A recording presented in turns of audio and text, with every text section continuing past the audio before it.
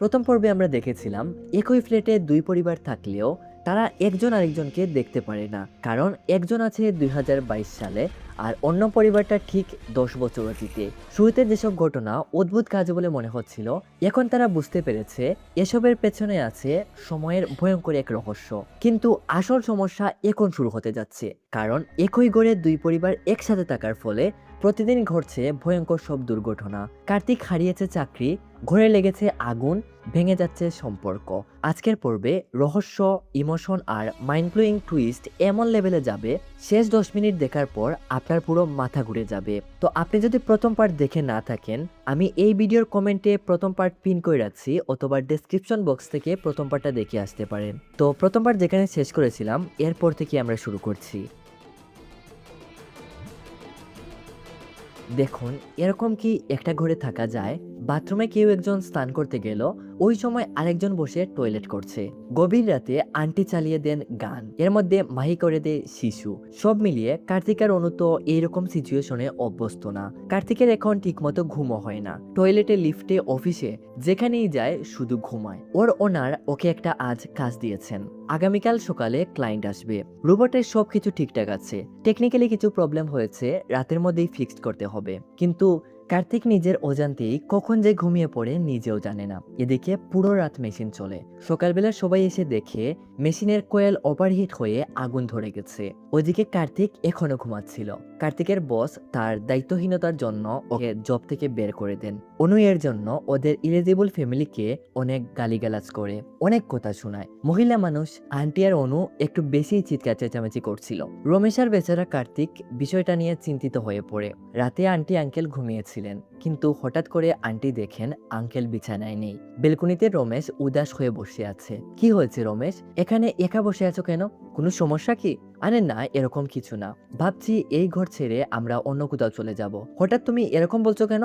আসলে ওই মেয়ার ছেলে আমাদের জন্য অনেক কষ্ট করে যাচ্ছে, এর জন্য আমি ভাবছিলাম আমরা যদি অন্য কোথাও গিয়ে।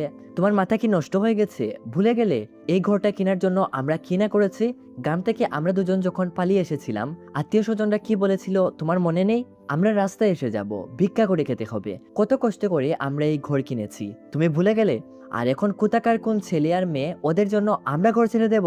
আন্টি রেগে পুরো আংটা। রমেশকে অনেক গালিগালাজ করেন। সিন আসে হাসপাতালে। আন্টি খবর পান রমেশের অ্যাক্সিডেন্ট হয়েছে, হাসপাতালে ভর্তি। তাড়াতাড়ি হাসপাতালে আসেন। ডাক্তার, এটা কি করে হলো? ডাক্তার বলেন কারেন্টের শক খাওয়ায় উনি মাথা আর গলায় আঘাত পেয়েছেন। লো ভোল্টেজ ছিল, এর জন্য উনি এখনো বেঁচে আছেন। যদি হেভি পাওয়ার হতো উনি কখন চাঁদের দেশে চলে যেতেন। তোমার না দোকানে যাওয়ার কথা ছিল, তো ঘরে কি করছিলে?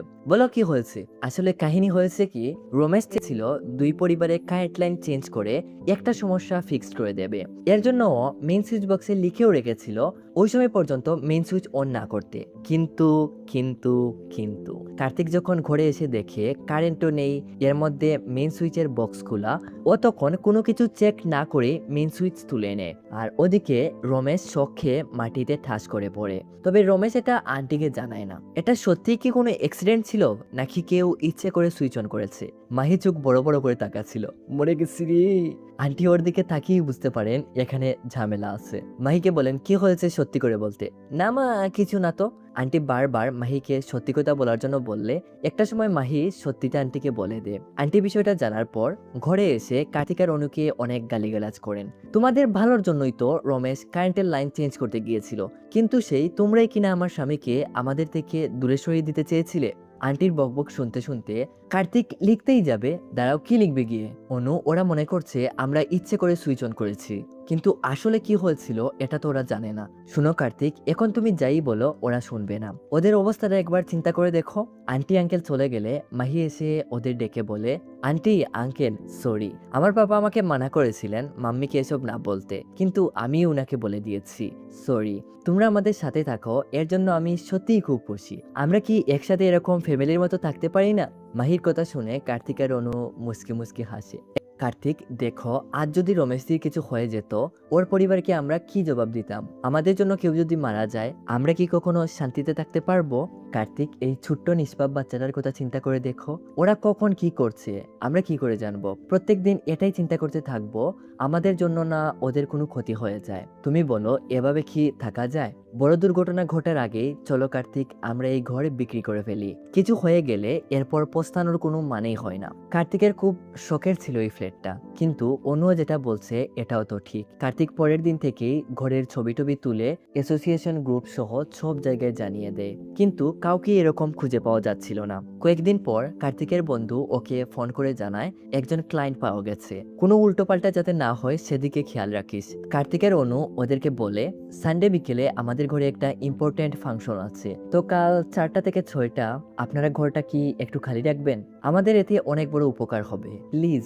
আন্টি মানেনি না, সানডে ইভিনিং কোনোভাবেই সম্ভব না। তবে রমেশ ছিল খুবই ভালো মন মানসিকতার মানুষ। আচ্ছা ঠিক আছে, আমি বিষয়টা দেখছি। সিন আছে পরের দিন। কার্তিক আর ওর বন্ধু লোকটার জন্য অপেক্ষা করছে। কিছুক্ষণ পর লোকটা একটা ট্যাক্সি নিয়ে কার্তিকের ফ্ল্যাটের সামনে এসে নামে। আচ্ছা একটা কথা বলো তো, 1 মাস হলো ঘর কিনেছো, এমন জরুরি কি দরকার পড়লো এত তাড়াহুড়ো করে ঘরটা বিক্রি করে দিতে চাইছো? কোনো সমস্যা টমস্যা নেই তো? আরে না না, এরকম কিছু না। আসলে ওর বিদেশে চাকরি হয়েছে তো বিদেশে তো আর ঘর নিয়ে যেতে পারবে না, তাই আর কি। আমাকে এতই তোরা মক্কল পেয়েছিস? বিদেশে যেতে হলে ঘর বিক্রি করতে হয় নাকি?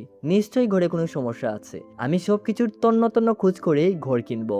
লোকটা ঘরে ঢুকে থাফড়িয়ে থাফড়িয়ে দরজা ভেঙে দরজা চেক করে, আঙুল টিপে দেয়ালের ভেতর থেকে রড বের করে, লাফিয়ে লাফিয়ে টাইলস ভাঙে। পুরোই মেন্টাল আর কি। বাথরুম কোথায় রে? এদিকে এদিকে। এদিকে আমরা দেখি রমেশও এদের নিয়ে চলে এসেছে। খাইছে রে। এসেই বাথরুমের ডোর খোলার চেষ্টা করে। এদিকে টাকলা আঙ্কেল যে বেথরে, এই বইতলের কুস্তি শান্তিতে হাঁকতেও দিবি না? এই তোদের তো তাড়াহুড়ো কিসের রে? মানে বিষয়টা হচ্ছে ওদিকে তখনই রমেশ প্রস্রাব করে ফ্লাশ করে। আঙ্কেল তো পুরো অবাক। এসব কি রে? কার্তিক আর ওর বন্ধু কি বলবে বুঝে উঠতে পারছিল না। না, পুরো আহম্মক হয়ে গেছে। বিষয়টা যখন হাত থেকে ফুসকে যাচ্ছিল তখন অনু বলে ওঠে, সেন্সরের জন্য এরকম হচ্ছে। এরা দুজন হা করে অনুর দিকে তাকিয়েছে। কি স্পেন্সর? আমি তো ওটা দেইনি। আরে স্যার, এটা অটোমেটিক সিস্টেম, আমাদের পুরো ঘরে সেন্সর লাগানো আছে। বিষয়টা মোটামুটি অনু নিজেরা ওতায় নিয়ে আসে। ট্যাপ ছাড়ার আগে ট্যাপ চালু হয়ে যায়। আঙ্কেল তো মহা খুশি। ফ্যান অটোমেটিক চালু হয়ে যায়, লাইট অটোমেটিক জ্বলে ওঠে। ওহ, এখন বুঝতে পেরেছি তোমরা কেন 45 লক্ষ টাকা এই ফ্ল্যাটের দাম জারি করছো। এই ঘর আর কাউকে দেখিও না, আমিই কিনবো। 10 লক্ষ টাকা আঙ্কেল ওদের দিয়েই দেবেন। কিন্তু কিন্তু কিন্তু ওদিকে আজ ছিল মাহির জন্মদিন। পাড়া প্রতিবেশীর সবার ইনভাইট ছিল। সবাই একে একে আসতে শুরু করে। দরজায় একবার বন্ধ হয় তো একবার খুলে। এসব কি রে স্যার? সেন্সরে মনে হয় কোনো সমস্যা হয়ে গেছে। বাচ্চারা চেয়ার নিয়ে টানাটানি শুরু করলে এদিকে ভয়ে আঙ্কেলের অবস্থা খারাপ হয়ে যাচ্ছিল। বিষয়টা যখন হাত থেকে ফুসকে যাচ্ছিল, কার্তিকের বন্ধু আঙ্কেলকে আলাদা একটা রুমে নিয়ে যায়। এটা আবার ওই রুম ছিল যার মাধ্যমে ওরা একে অন্যের সাথে কনভারসেশন করতো। আন্টি তখনই দেয়ালে লিখতে শুরু করেন, হ্যালো, তোমরা ঘরে আছো কি? তোমাদের গেস্ট কি চলে গেছেন? এসব দেখে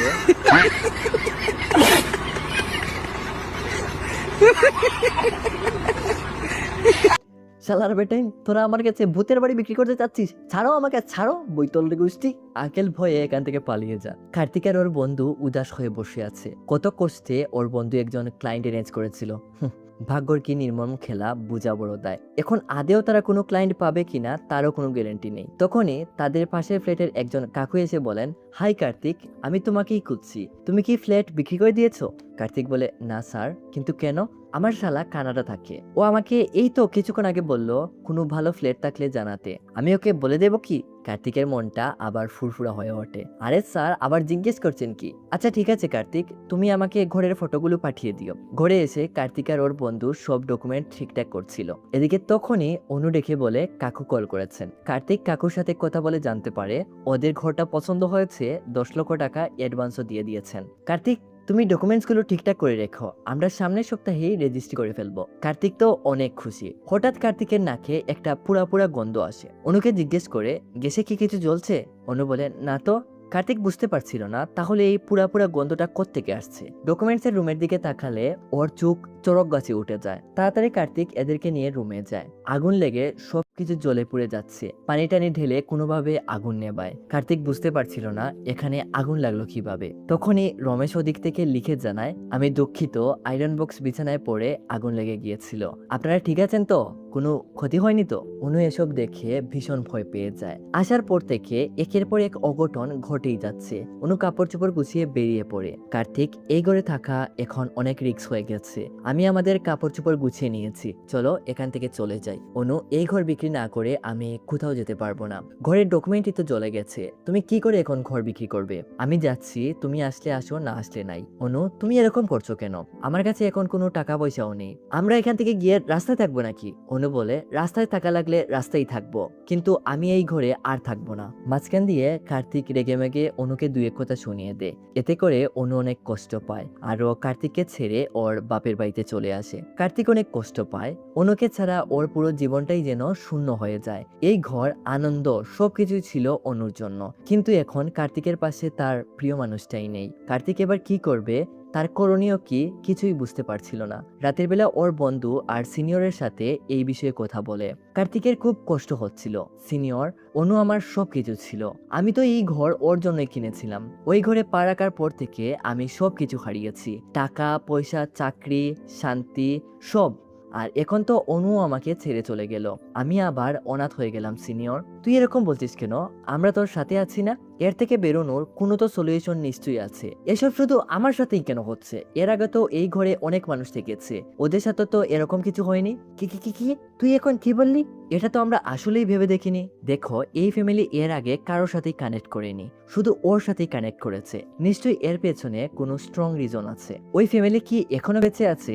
মানে আমি বলতে চাচ্ছি 2022 সালে কি এখনো বেঁচে আছে? কার্তিক বলে, এটা তো আসলেই আমরা ভেবে দেখিনি। কার্তিক, আমাদের প্রথমে রমেশকে খুঁজে বের করতে হবে। কখনো কখনো মানুষ মারা যাওয়ার পর আত্মা হয়ে আমাদের সাথে কমিউনিকেট করার চেষ্টা করে, আর এই কমিউনিকেশনে ও আমাদের লুকানো কিছু সত্য বলতে চায়, বা ওর মনের ইচ্ছা আমাদের দ্বারা পূরণ করার চেষ্টা করে। তো আমাদের এখন এটা দেখতে হবে রমেশের ফ্যামিলি এখন কোথায় আছে, ওদের সাথে আসলে কি হয়েছিল, ওরা কি এখনো বেঁচে আছে নাকি মারা গেছে, কোথায় মারা গেছে, কেন মারা গেছে। আমাদের প্রথমে এই প্রশ্নের উত্তর খুঁজে বের করতে হবে, এরপরই আমরা এই সব কিছু নর্মাল করতে পারবো। তো সবার আগে আমাদের রমেশের ফ্যামিলিকে খুঁজে বের করতে হবে। পরের দিন থেকে একদিকে আমরা দেখতে পাই কার্তিক আর ওর বন্ধু, অন্যদিকে রমেশ, দুজন দুজনকেই খোঁজার চেষ্টা করছে। কিছুদিন খোঁজাখুঁজি করার পর রমেশ 2012 সালের কার্তিককে খুঁজে পায়, কিন্তু কার্তিকের ব্যস্ততার জন্য ফোনে কথা হলেও সামনাসামনি কথা হয় না। এদিকে কার্তিকও খোঁজাখুঁজি করে রমেশকে বের করে।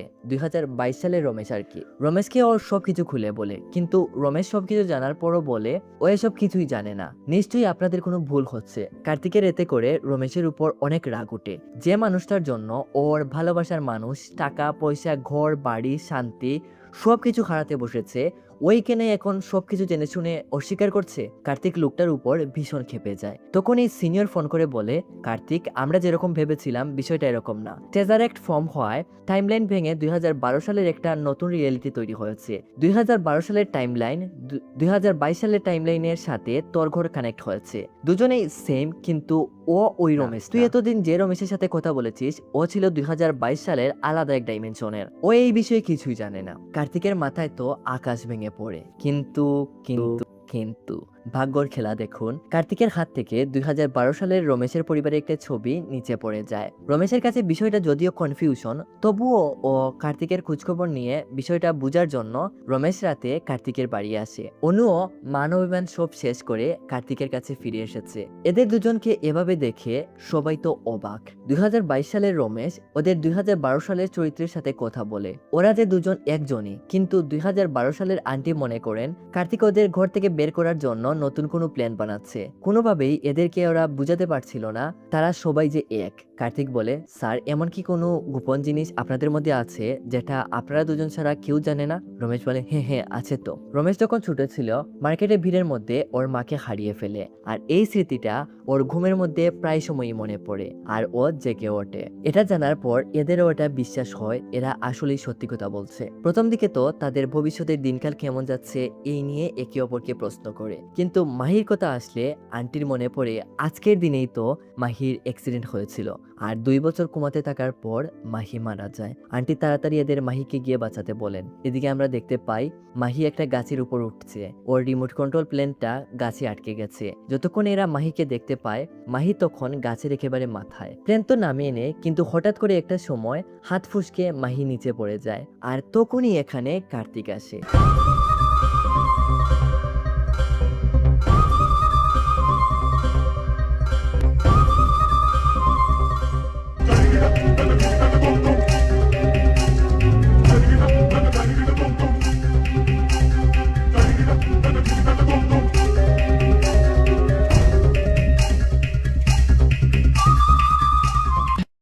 কার্তিক এখানে কি করে আসলো বুঝতে পারছেন না, তাই না? আসলে কার্তিক 2022 সালে যেরকম রমেশকে খুঁজে বের করে, তেমনি 2022 সালের রমেশও কার্তিককে খুঁজে বের করার চেষ্টা করলেও কাজের চাপে কার্তিক কখনো রমেশের সামনে আসতে পারেনি। তবে কার্তিক বলেছিল তাদের এলাকায় কখনো ডেলিভারি দিতে আসলে ও তাদের সাথে দেখা করবে। আর এমন সময়ই এই ঘটনা, কার্তিক মাহিকে বাঁচিয়ে নেয়। আর এর জন্যই হয়তো রমেশের অতীতের সাথে কার্তিক কোনোভাবে কানেক্ট হয়ে গিয়েছিল। কার্তিকও ঘরটা রমেশকে দিয়ে দেয়। মাহি হয়তো এখন তাদের সাথে নেই, কিন্তু ভবিষ্যতে তো মাহি বেঁচে থাকবে। এই ঘরে ওরা সবাই মিলে থাকলে যে শান্তি পাবে, এর কাছে ফ্ল্যাট বড় না। কার্তিক ঘরের চাবিটাও রমেশকে দিয়ে দেয়। আর লাস্ট সিনে আমরা দেখতে পাই বজ্রপাত একই সময়ে কার্তিকার আরো একটা বিল্ডিং এসে পড়ে। হয়তো ঘরটা রমেশের ছিল, যার দ্বারা আমাদের মুভির প্লটটা শুরু হয়েছিল। তো কেমন লাগলো আমাদের আজকের মুভির এক্সপ্লেনেশন? কমেন্টে একটা ঘন্টা দিয়ে যাবেন তো। তো আজকের মতো এখানেই বিদায় নিচ্ছি। দেখা হচ্ছে নতুন কোনো ভিডিওর সাথে। ততক্ষণ পর্যন্ত নিজেদের খেয়াল রাখবেন, সুস্থ থাকবেন। ধন্যবাদ।